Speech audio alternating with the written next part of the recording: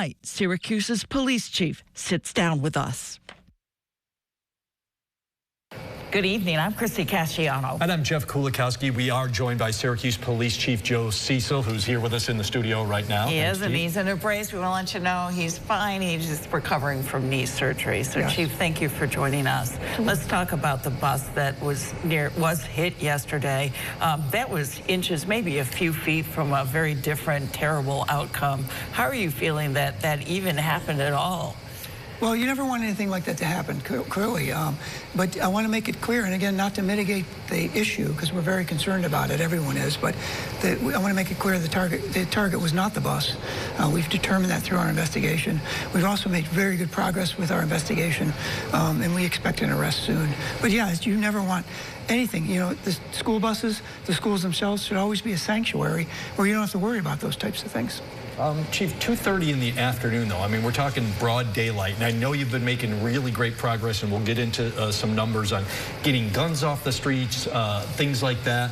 But this could have been so much different. I mean, and anybody could have been going through there, not just people who live there. You could have been just driving through there and been an unintended target. So what do you say to people to make them feel, I guess, safe or comfortable despite something like this happening? Yeah, listen, you just have to be aware of your circumstances, and I don't think anyone could predict this, including ourselves.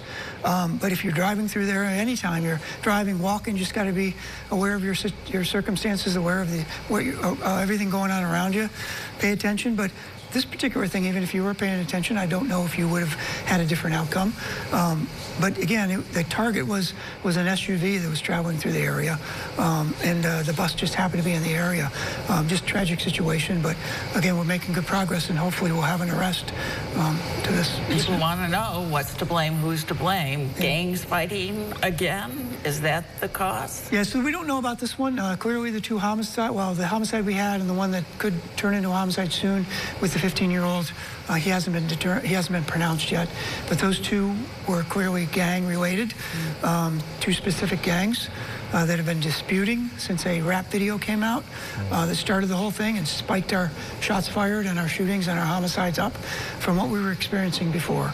So this one could turn out to be related to a gang dispute too, but we haven't determined that yet. A rap video? What was the rap video all about that would spur something like this kind of violence? It was a rap video indicating that one gang just insulting another gang with a bunch of things that have happened over the last several years. Then the gang felt insulted enough to start retaliating for it. And that's all that takes. What does that tell you about the level of violence we're seeing? Well, I don't know what it tells me about the violence. It tells me about, you know, folks, when they have no other outcome, when they're part of these gangs, and all they do is, when they have some type of dispute or they feel insulted, is pick up a gun and shoot someone. You know, the police aren't going to solve that. That's going to be a community type thing. It's going to be outreach. It's going to be a bunch of other things that aren't just going to be the police. That you do that you're so insulted from a rap video that you pick up a gun and shoot. Guns. We keep coming back to guns and guns and guns. How are you doing there? Because you've been making progress, right? Yeah. Oh yeah, we've taken record numbers off the street, 180 this year, compared to I think 170 last year, which was higher than the year before, which was higher than the year before. So the officers are doing a great job out there. They're on all kinds of details, give details, and just regular patrol details, but they're pulling illegal handguns and other guns off the street and doing other things, proactive details all the time to try to prevent these. Keep in mind, some of these homicides were the type that you're never going to predict and you're never going to prevent. You know, the domestic-related ones, the gentleman who set the house on fire, you know, the individual who went into a house with his girlfriend and then murdered her. You can't prevent those. But we can prevent these ones that are disputes once we get a handle on them, and we know exactly why they're happening now. And we're starting to put some pressure on those gangs, both from police perspective and from our outreach workers. But is there enough, is it tough enough on these gangs? You know, so many times we see, even with the kids, they're out the next day once you arrest them. Yeah, well, you know, again, the justice system has a lot of components, and the police aren't the only one. So I was just in a meeting with D.A. Fitzpatrick today. He's going to put a tremendous amount of pressure on any of these individuals that we arrest, has in the past, and going to continue to do that. But if certain limitations as far as bail reforms or things like that puts the person back on the street until they're prosecuted, that's an issue. You have gotten tougher on larcenies, people stealing things from stores, obviously, especially at Destiny USA. How are you doing there? Those calls be going down, but you have better insight into that than we do. Right, Yeah. more families will be heading to the mall with back-to-school shopping now, so they want to hear from you on this. Yeah, so the program's been very successful. And what's happening is we're not just arresting for stealing.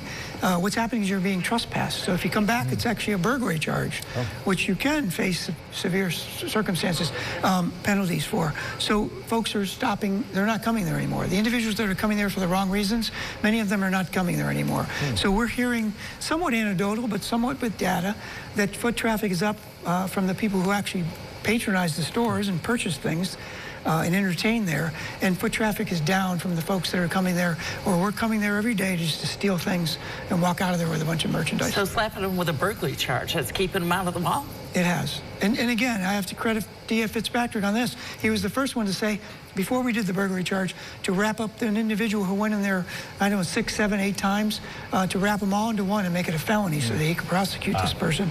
And that person went away for a year. Back to school shopping means school is around the corner. Right. So what are we doing as far as your department, police department, is concerned with the city schools, so especially to start? Yeah, so we had a meeting with the superintendent this morning to discuss things. We're going to have extra patrols around the schools, something we've done every year. The SROs are going to be in all the high schools. They're very good at what they do. They've been there a long time. They know all the students, both the ones that are there for the right reasons and the ones that are there for the wrong reasons. So, but we'll do everything we can to make it safe. We have been trying to hire retired officers to put them in the other schools as SPOs. The funding's there. Everything's in place, but we just haven't found we haven't been able to recruit anyone for it. So people aren't interested in the job? And who is it specifically you're looking for to fill those roles? Any law enforcement that's retired from any law enforcement agency. Tough to recruit for that. How are you doing recruiting overall? Because it seems like as new classes are coming on board, those numbers are single digits or barely 10, 11, and we know more people are leaving, a lot of them retirements. So the math just doesn't seem like it's going to work out long term very well. I think the last class was, what, 11? Yes. Yeah. Okay, and that's still low. Yeah, it is low. Yeah. The class that we just swore in was 9. Is that the one you're talking about, Yeah. Christy? Yes, it was 9, but it was with 2 laterals. Gotcha. So actually 9 recruits went in. Again, very low. My academy was 39. Most of our academies have been well over 30 in the past, but now they're not. So we are concerned about that. I would give us a C- for recruitment. It's not for lack of trying. We are doing our best. We're out in more venues than ever before to try to recruit people. It's just that fewer and fewer people are deciding to take that path and take that civil service test. But if this continues, are you concerned about staffing being at a critically low point if this trend continues? Yeah, always concerned. We've been, I think, at the lowest 350. So we've been low before. We have to adjust. The problem with adjusting is that many of the folks, the first thing that gets cut, is quality of life. Because you got to go to the shootings, you got to go to the violent stuff. So if you got loud music or some other situations, sometimes we're not responding in a timely manner. But we'll do our best, and we've had some tough times before, and we were able to adjust. But we'll try to keep getting people through the door. I know this is Mayor Walsh's 10th academy. We're trying to overlap them now by as many as 3 months to get more people in the door. And we've never done that. We haven't done that overlapping since I came on in 1985. So doing everything we can to get people through the door. But as you mentioned, there's some big classes coming up on retirement.